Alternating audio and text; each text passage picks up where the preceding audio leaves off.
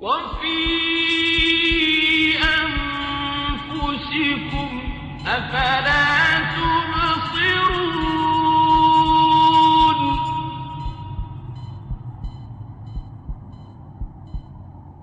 عجائب الله تعالى في الجهاز العصبي والمخ.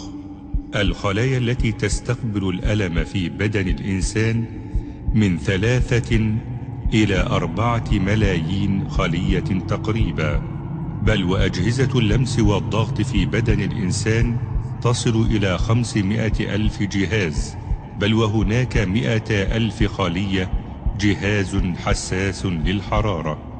وتأمل في جسم الإنسان تجد 100 مليون إشارة قادمة من الأعضاء الحسية، في كل ثانية ينقلها الجهاز العصبي إلى 100 إشارة يصدرها إلى الدماغ.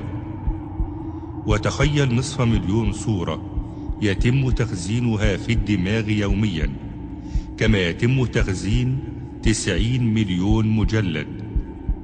وفي الإنسان 14 مليارا من الخلايا العصبية، منها 9 مليارات في الدماغ، تتوزع على 64 منطقة من مناطق الدماغ.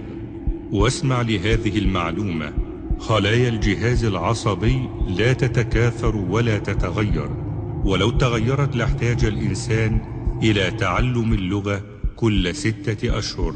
بل هناك 28 مليون خلية عصبية في جسم الإنسان، منها 10,000 مليون في المخ متداخلة فيما بينها بتعقيد شديد لا يسمح لخلايا جديدة بالاندماج. ولهذا لا تتوالد الخلايا العصبية، وإنما تنمو الخيوط التي تصل بينها. لو جمعنا كل أجهزة العالم من الرادار والتلغراف والتلفزيون ثم بدأنا بتصغيرها حتى يجتمع لدينا من ذلك كومة هائلة من الأشرطة والأجهزة المعقدة في حجم الدماغ، فإنها لا تبلغ في تعقيدها مثل تعقيد الدماغ أبدا. فأين العقول وأين القلوب لتدرك عظمة وقدرة علام الغيوب سبحانه وتعالى؟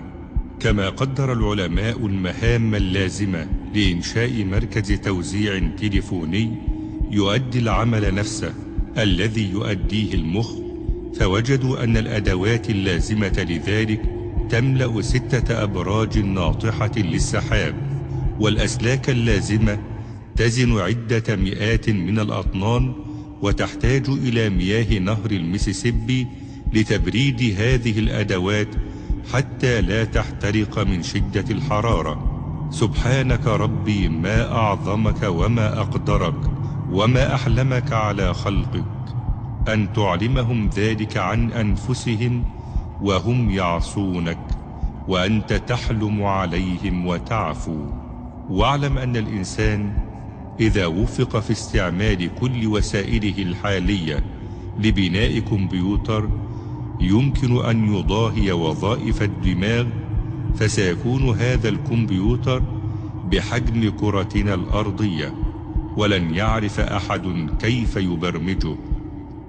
حجم المعلومات التي تضمها سجلات الذاكرة قد لا تسعها أضخم المكتبات في العالم، ولا يوجد حتى الآن إنسان بوسعه ولو بصورة تقريبية أن يذكر لنا الأقسام في المخ التي تحتفظ بالذاكرة، وكيف يتم برمجتها، وكيف يتم استدعاء المعلومات.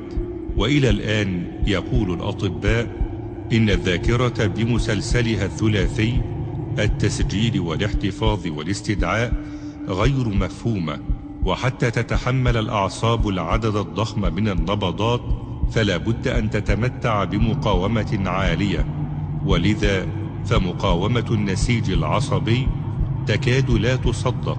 فمثلا هذا النسيج يملك مقاومة تعادل مقاومة سلك نحاسي عادي طوله 16 مليار كيلو متر.